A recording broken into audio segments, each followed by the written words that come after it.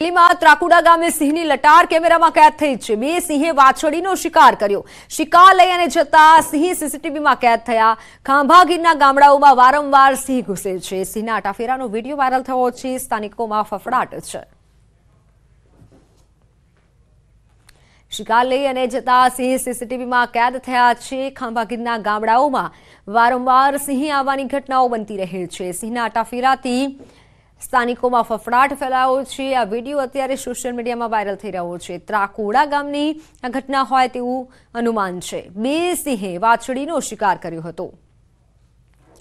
તો વારંવાર સિંહ રહેણાંક તરફ ચડી આવવાની ઘટનાઓ બની રહી છે। 10 સપ્ટેમ્બરની આ ઘટના અને બીજી તરફ 21 સપ્ટેમ્બરની ઘટના અમરેલીના ત્રાકુડા ગામે અવારનવાર સિંહ આવે છે, જેથી સ્થાનિકો ભયના ઓથાર હેઠળ જીવી રહ્યા છે। અગાઉ 10 સપ્ટેમ્બરે સિંહની લટાર કેમેરામાં કેદ થઈ હતી અને હવે 21 સપ્ટેમ્બરે પણ ત્રાકુડા ગામે સિંહ જોવા મળ્યા છે અને બે વાછડીનો શિકાર કર્યો હોય તેવું સામે આવ્યું છે। સુરતના ઉધના વિસ્તારમાં વિચિત્ર ઘટના બની છે। પતરાના મકાન પર ચડેલી ગાય પરિવાર પર પડી।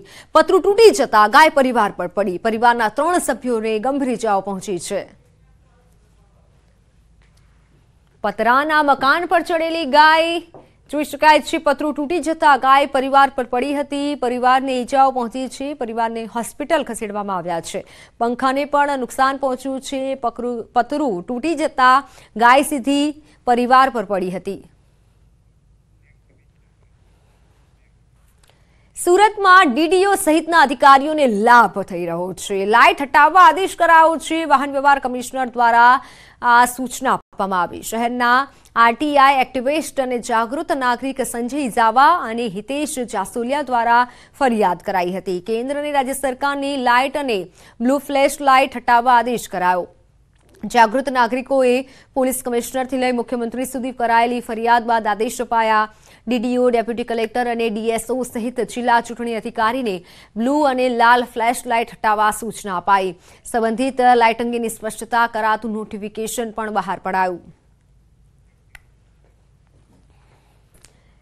તાપી જિલ્લાના વ્યારાના આધાર કાર્ડ કેન્દ્રો પર આવતા અરજદારો પરેશાન થયા છે। તાપી જિલ્લામાં આધાર કેન્દ્રો પર ખાસ કરી 1 થી 5 વર્ષના બાળકોની આધાર નોંધણી અને આધાર સુધારણાની કામગીરીમાં ઓપરેટરો દ્વારા સચોટ ડોક્યુમેન્ટ લેવામાં આવે છે। તેમ છતાં કેન્દ્રની સાઇટ પર મોટાભાગની અરજીઓ રિજેક્ટ કરી દેવાનો આક્ષેપ અરજદારો દ્વારા કરવામાં આવ્યો છે। દૂર દૂરથી આવતા અરજદારોને વારંવાર ધક્કા ખાવા માટે મુશ્કેલી પડી રહી છે। ધક્કા ખાવા પડી રહ્યા છે। આધાર સુધારણાની કામગીરીમાં સતત ધાંધ્યા થતા અરજદારો મુશ્કેલીમાં મુકાયા છે। બીજી તરફ આધાર નોંધણી માટેની અરજીઓમાં મોટા પાયે રિજેક્શન આવતું હોવાથી ઓપરેટરોને પેનલ્ટી થતી હોવાનું પણ જણાવ્યું છે।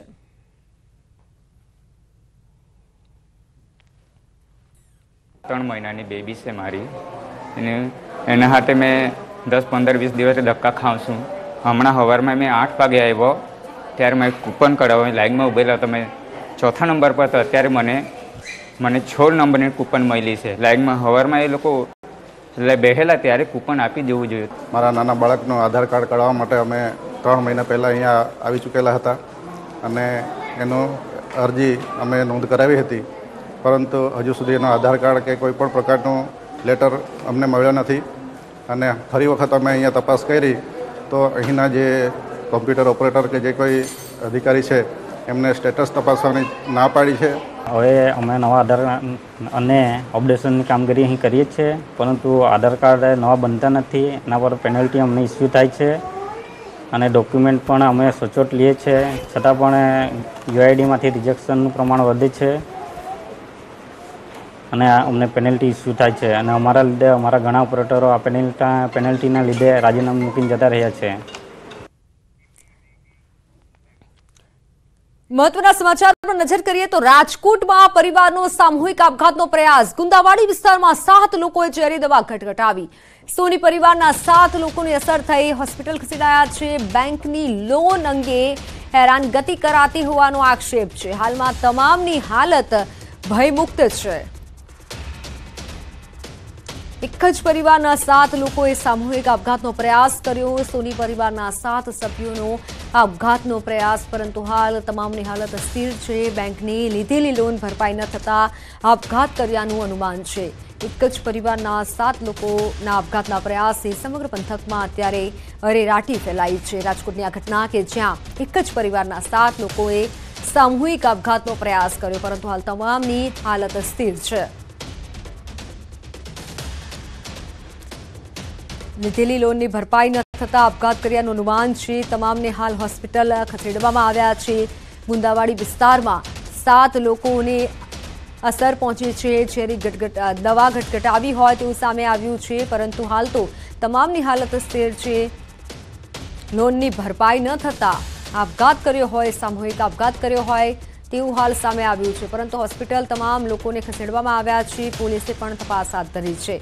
એક જ પરિવારના 7 લોકોએ આપઘાતનો પ્રયાસ કરતા સમગ્ર લોકોમાં ચકચાર ફેલાયો છે।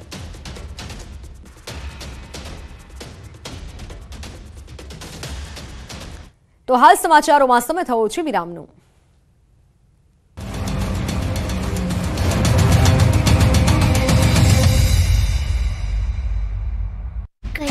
વિસ્તારમાં રાંદેર રોડ પર 5 કરોડની લૂંટ થતા પોલીસ દોડતી થઈ ગઈ। અહીં લૂંટારુઓએ હરીશભાઈ નામના જમીન દલાલને નિશાન બનાવ્યા। રાંદેર રોડ પર જમીન દલાલને બોલાવીને પૈસાની ચૂકવણીના બહાને લૂંટી લીધા।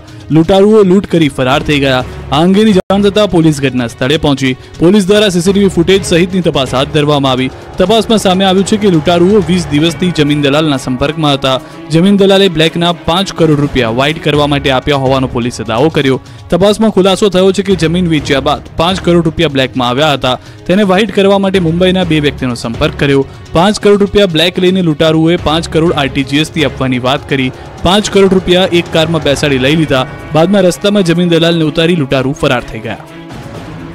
અમદાવાદમાં ટપરીઓ બેફામ, સુભાષ બ્રિજ પર અસામાજિક તત્વોનો આતંક। અમદાવાદમાં તોફાની તત્વો બેફામ બન્યા। અલગ અલગ વિસ્તારમાંથી તોડફોડ અને મારામારીની ઘટનાઓ જોવા મળી। જાણે કે પોલીસનો ડર જ ન હોય એમ અસામાજિક તત્વો આવે છે અને મન ફાવે એમ તોફાન મચાવે છે। આ 3 દ્રશ્યોમાં જોઈ શકાય છે કે બેફામ બનેલા તોફાની તત્વોને કાયદાનો ડર જ ન હોય એ રીતે મારામારી કરી રહ્યા છે। હવે અમદાવાદના હર્દસમાં સુભાષ બ્રિજ પરના આ દ્રશ્યો જુઓ। અહીં લુખ્ખાઓએ રાત્રે એવી ધમાલ મચાવી કે દહેશત ફેલાઈ ગઈ। કેટલાક ટપોરીઓ રાતના સમયે કાઠિયાવાડી હોટલમાં ઘૂસ્યા હતા। હથિયારો સાથે આવી તોડફોડ કરી હતી। હોટલની અંદર કાચ તોડી ખુરશીઓને ઉડાડી હતી। જે બાદ બહાર નીકળીને હોટલના માલિકને માર્યો હતો। હોટલના માલિકને ગંભીર ઇજા પહોંચતા સારવાર માટે ખસેડવામાં આવ્યા। અડધી રાત્રે જાહેર રોડ પર હોટલમાં ધમાલ મચાવતા રોડ પર લોકો ડરી ગયા। આ વિડીયો વાયરલ થયા બાદ રાણીપ પોલીસે અસામાજિક તત્વો વિરુદ્ધ ફરિયાદ નોંધી છે। અજાણ્યા શખ્સો વિરુદ્ધ ગુનો નોંધ્યો। ગુજરાતની આન બાન અને શાન નર્મદા ડેમની જળસપાટીમાં સતત વધારો થઈ રહ્યો છે। દેવી નર્મદા તરીકે ઓળખાતા સરદાર સરોવરમાં ઉપરવાસમાંથી સતત પાણીની બમ્પર આવક થતા નર્મદા ડેમ છલકાવાની તૈયારીમાં છે। આ સિઝનમાં પ્રથમવાર નર્મદા ડેમની સપાટી 137.72 મીટર પર પહોંચી ગઈ છે। નર્મદા ડેમની મહત્તમ સપાટી 138.68 મીટર છે। નર્મદા ડેમ જેની મહત્તમ સપાટી પર પહોંચતા માત્ર 96 સેન્ટીમીટર બાકી છે। એટલે કે ગુજરાતની જીવાદોરી સમાન સરદાર સરોવર નર્મદા ડેમ ઓવરફ્લો થવાની તૈયારીમાં છે। ડેમમાંથી 43,871 ક્યુસેક પાણીની આવક થઈ। ડેમનું એક ગેટ ખોલી 10,000 ક્યુસેક પાણી છોડાઈ રહ્યું છે તથા રિવરબેડ પાવર હાઉસ ચાલતા તેમાંથી 42,000થી વધુ ક્યુસેક પાણીની આવક થાય છે, જેટલે નદીમાં 52,000 પાણી જઈ રહ્યું છે। તો મહેસાણાનો ધરોઈ ડેમ 80.48% ભરાઈ ગયો છે। ધરોઈ ડેમમાં 926 ક્યુસેક પાણીની આવક થઈ રહી છે।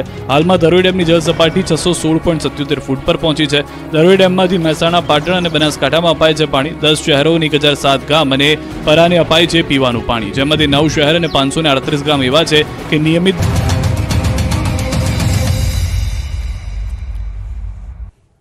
Welcome back. સાબરકાંઠાના પ્રાંતિજમાં તેલના ડબ્બાના ભાવ વધારાને લઈને અનોખો વિરોધ થયો છે।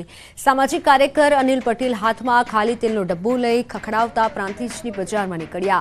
ઊંધા ચશ્મા, ઊંધી ટોપી પહેરી બજારમાં ઊંધા પગે ચાલી વિરોધ નોંધાવ્યો। સામાજિક કાર્યકરે ડબ્બો ખખડાવી ભાવ વધારા અંગે લોકોને અને સરકારને જગાડવાનો પ્રયત્ન કર્યો। તેલના ડબ્બામાં ભાવ વધારાનો આ અનોખો વિરોધ લોકોમાં ચર્ચા જગાવી છે।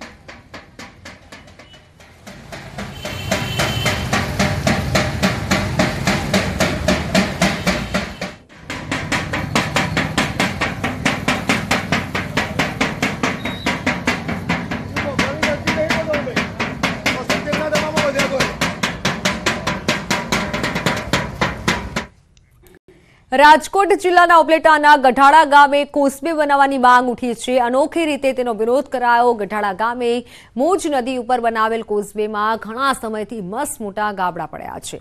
તેની રજૂઆત છતાં નવીન કોસવે ન બનાવાતા કોંગ્રેસ કાર્યકરો અને ગ્રામજનોએ નદીમાં ભગવાન રામ લખેલા પથ્થરો નાખી તંત્રનો વિરોધ કર્યો.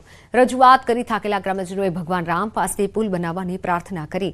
ઉપલેટાના કોંગી કાર્યકરો અને ગ્રામજનોએ કહ્યું, લંકા જવા માટે ભગવાને રામે રામ લખેલ પથ્થરથી પુલ બનાવ્યો હતો, તો આ પુલ પણ ભગવાન રામને બનાવી આપવા પ્રાર્થના કરી રજૂઆત કરી. સ્થાનિક કોંગ્રેસના કાર્યકરો અને ગામ લોકોએ રામધૂન બોલાવી તંત્રનો વિરોધ કર્યો. જોકે ગઢાળા ગામનો કોઝવે મંજૂર થઈ ગયો છે, તેમ છતાં કોઝવે બનાવવામાં નથી આવ્યો.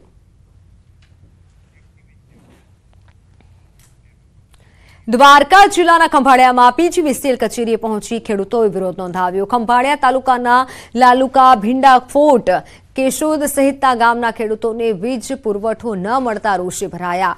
હાલ તો સિંચાઈ માટે વીજ પુરવઠાની જરૂરિયાત હોય, વીજ પુરવઠો ન મળતા ખેડૂતો રોષે ભરાયા.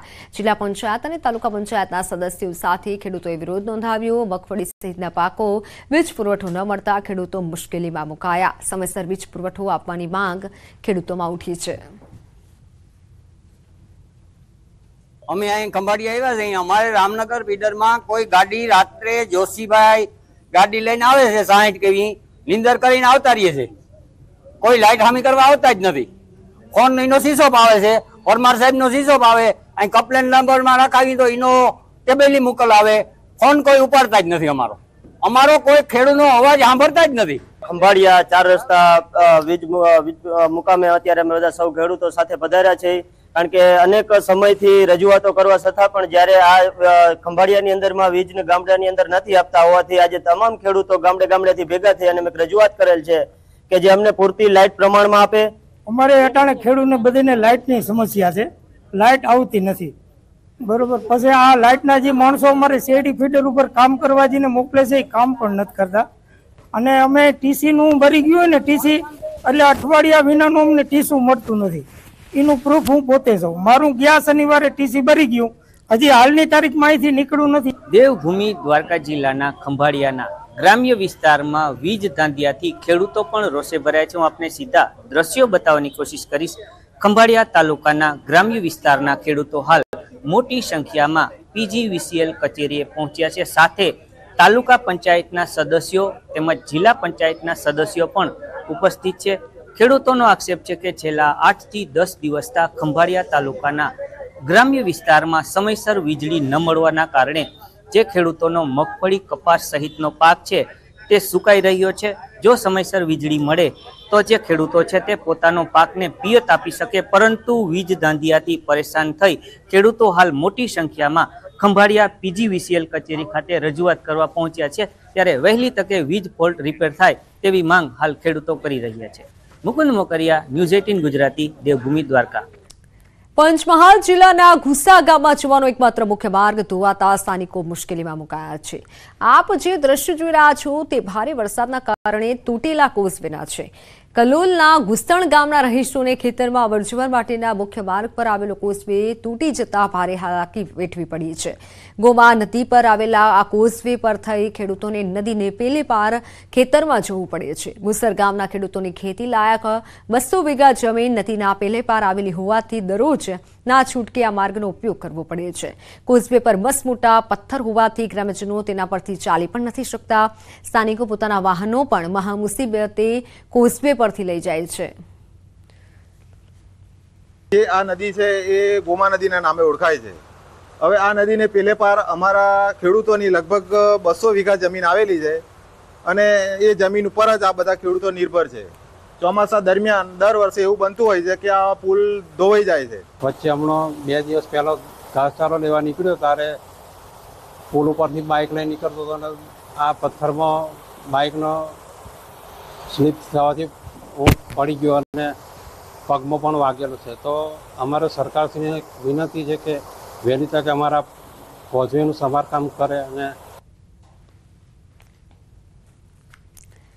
સ્થાનિકોનું કહેવું છે કે અહીં દર ચોમાસામાં કોઝવેનું ધોવાણ થયા બાદ માટી પુરાણ કરવામાં આવે છે, જે આ વર્ષે હજી સુધી કરવામાં નથી આવ્યું। આ પથ્થરવાળા માર્ગ ઉપરથી પસાર થતા 3 ખેડૂતો પથ્થરના કારણે પટકાઈ ઇજાગ્રસ્ત થયા છે, જેમાંથી ખેડૂતને પણ ફ્રેક્ચર થતા હાલ વડોદરા હોસ્પિટલ સારવાર માટે લઈ જવાઈ રહ્યા છે।